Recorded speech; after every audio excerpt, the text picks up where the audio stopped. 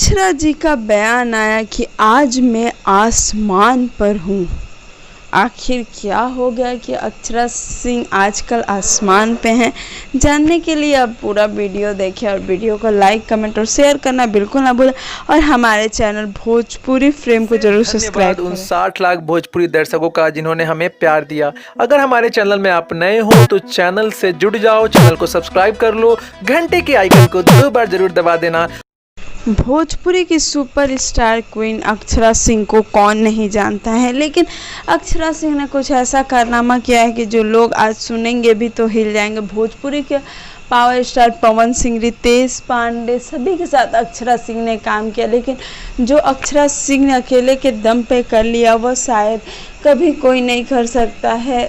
अक्षरा सिंह को मानना है यह बात। जी हाँ दोस्तों, अक्षरा सिंह यही कह रही है। अक्षरा सिंह का 2 गाने ने रिकॉर्ड बना दिया है। एक उनका गाना कॉल करे क्या 85 मिलियन को पार कर गया है, वहीं उनका एक और गाना इधर आने का नहीं जो गाना है उसने 10 मिलियन के आंकड़े को पार किया है। तो अक्षरा सिंह इस बात से काफ़ी ज़्यादा खुश है और वो लाइव आकर सबको धन्यवाद कहा। लेकिन हम आपको बता दें कि अक्षरा सिंह ने तो धन्यवाद कह दिया, लेकिन साथ ही साथ उन्होंने एक बात कही। उन्होंने कहा कि मैं आज 7वें आसमान पे हूँ, क्योंकि मेरा जो पर्सनल चैनल है ना कोई कंपनी का ना कुछ, मेरा जो यूट्यूब पे अपने चैनल पे यह गाना डाला था और लोग इसे काफ़ी पसंद किए।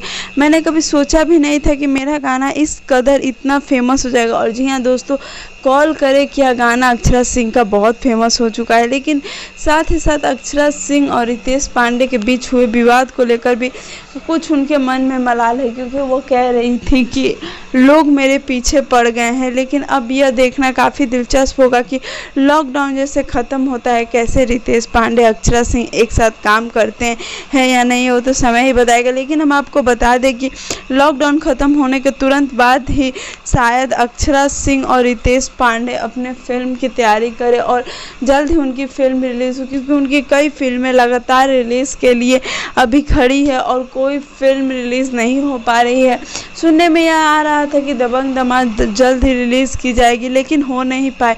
और अक्षरा सिंह ने पवन सिंह के बारे में कुछ खास नहीं कहा, लेकिन उन्होंने कहा कि कुछ समय पहले मुझे लोग एक पेड़ की टहनी समझते थे, लेकिन मैं आज पेड़ बन के दिखा दिया। तो आप समझ सकते हैं कि वह किस तरफ इशारा कर रही थी। उनका इशारा साफ था कि वह पवन सिंह के छत्र छाया में जितनी हिट हुई अब वह अकेले के दम पे उतनी हिट होना चाहती हैं।